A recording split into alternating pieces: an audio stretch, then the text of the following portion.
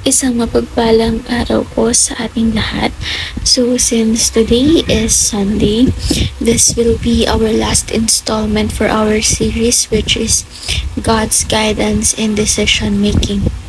So our topic for today, itong last installment natin, is what can we learn from Ruth's decision, sa mga magagandang desisyon ni Ruth.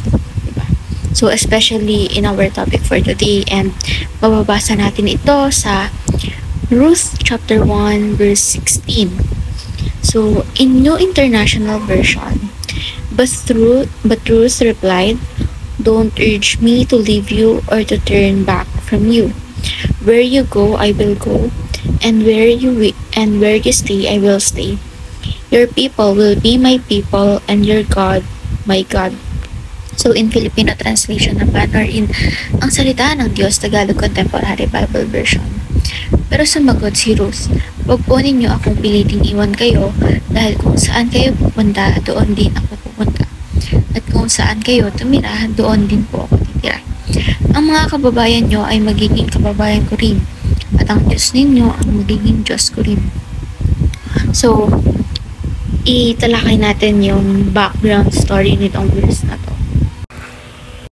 So, ayun nga, dito sa devotion ni Pastor Russell, mayroong dalawang imahe, si Naomi and si Ruth. So, si Naomi is may dalawa siyang anak na lalaki, and si Ruth, tapos yung isa pang babae na kanyang mga daughter-in-law. So, asawa sila ng mga anak ni Naomi. Ngayon, nung panahon before, nagkaroon ng malawakang taggutom. Tapos, since taggutom nga, 'di ba? Alam naman natin na ang katawan natin is hindi nila kayang makasurvive without food. So, nawala sa piling ni Naomi yung dalawa niyang anak na lalaki, and ang natira lang sa kanya is si Ruth, pati yung isa pa niyang daughter-in-law. Ngayon, there came a time na nabalitaan ni Naomi na yung place niya before, or yung hometown niya, is nagkakaroon na ng sapat na pagkain. So, nag-decide siya na magpaiwan na dun sa dalawang daughter-in-law niya para makapamuhay sila ng sarili nilang buhay. And siya is uuwi na lang sa hometown niya. Uuwi na lang siyang mag-isa doon. Ngayon, nag-decide yung isang daughter-in-law niya, aside kay Ruth, na although gusto rin niyang samahan si Naomi, is umuwi na lang ito sa sarili niya, sa bahay niya before, sa hometown niya, sa mga angkan niya. Pero itong si Ruth na napakabait at napaka-sweet na babae, is mas pinili niyang sumama kay Naomi sa hometown nito.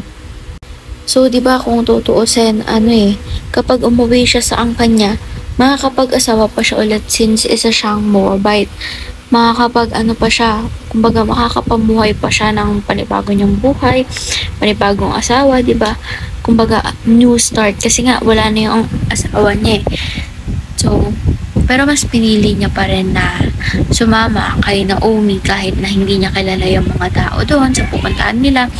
Kahit pa hindi niya alam kung ano ba yung mga gawin doon, kahit bago lang sa paningin niya. So, mas pinili niya pa rin sumama kay Naomi, samahan ito.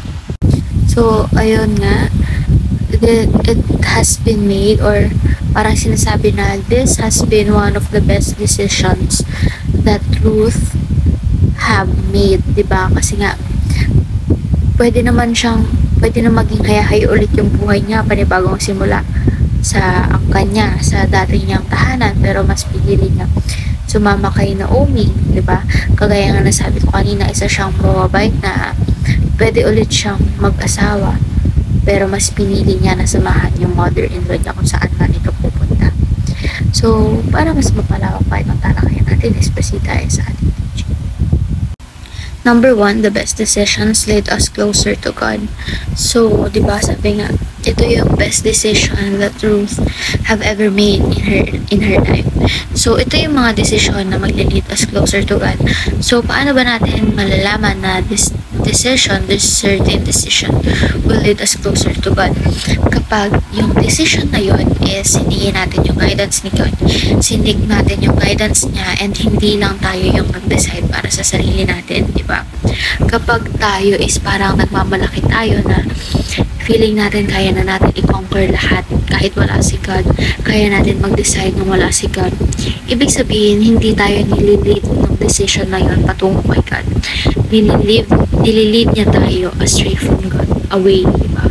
Kasi nga nagmamalaki tayo nagmamalaki tayo kay God na kaya na natin, na hindi natin kailangan ng guidance niya.